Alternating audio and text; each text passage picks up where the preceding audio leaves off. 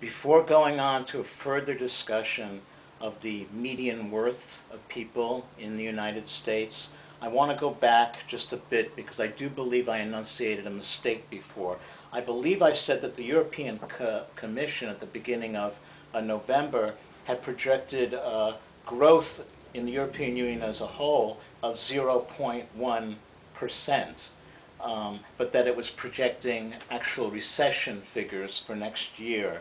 And actually, what I should have said is that actual business growth, in other words, the amount that business expanded services and production was 0.1%.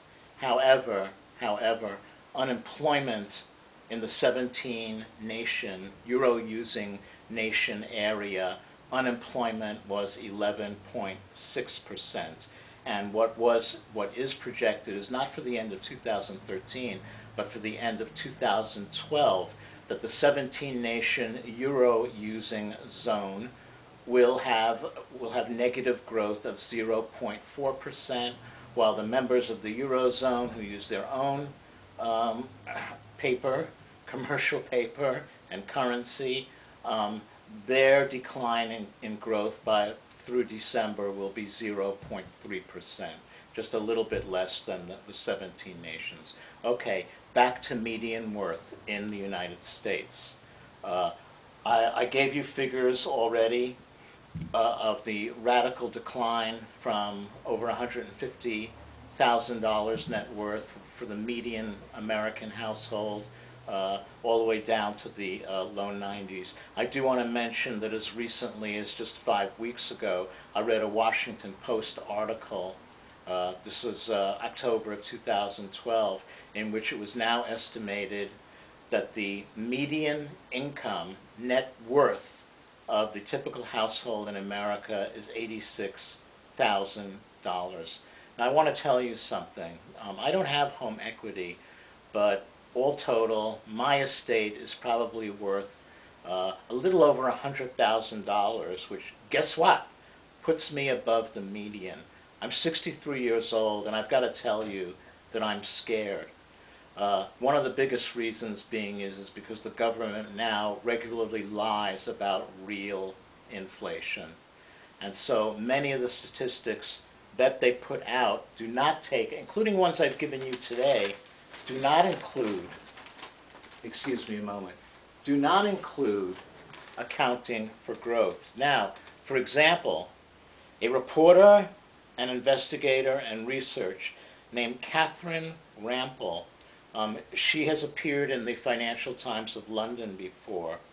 An article by her appeared on October 27th, 2012, and her findings, controlling for inflation, found this, that median income in the typical American household, and a majority of households in America belong to more than one person, even though there's many of us single people out there who comprise a household of ourselves. But the median income today has dropped $3,000 a year ever since Obama took office. So what she's saying in real terms, the losses of the typical household, median household, have amounted to $12,000 over the last nearly 4 years.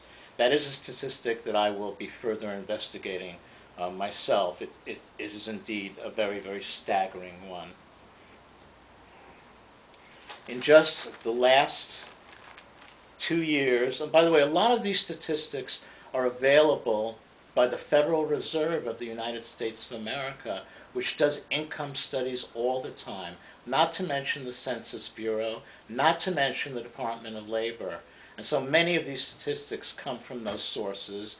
And for those of you who like to do research on the internet, check out those sources. Another one is OECD, the Organization of Economic Cooperation and Development. It consists of 30 nations. It is the 30 richest nations per capita on Earth. And they also are an enormous think tank, as well as an organization that plots strategy and brings together the major players, economic players of various nations, and talks about what to do um, in this crisis. Um, just in the last year, okay, wages were down 4%, okay? That's per worker, not per household, but per worker, okay?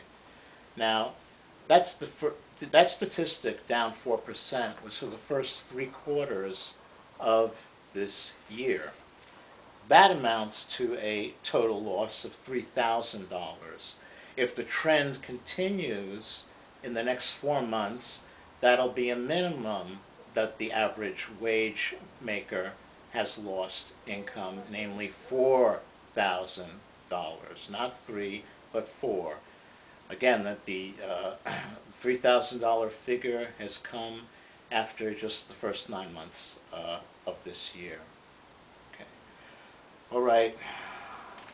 One last negative trend that's going on is, as many of you can easily sense, many public employees are being laid off. And what kind of impact on the economy does that have? Well, the impact that it has on the economy is that government workers, because they're in strong unions, do make a hell of a lot more money than other workers, and losing their consumption is not exactly going to be a very good thing. That's it as far as the substantive data that I would like to give for this lecture. For today, I do want to answer a question that was an intelligent question that was asked to me recently when I gave a talk of this nature.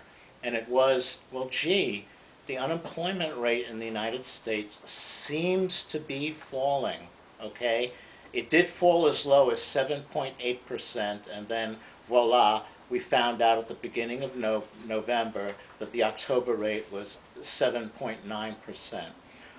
We have all been told, and think of the contradiction of it, that actually the job situation has improved, we've been told, with a 7.9% unemployment rate. It's better than we had when we had 7.8%.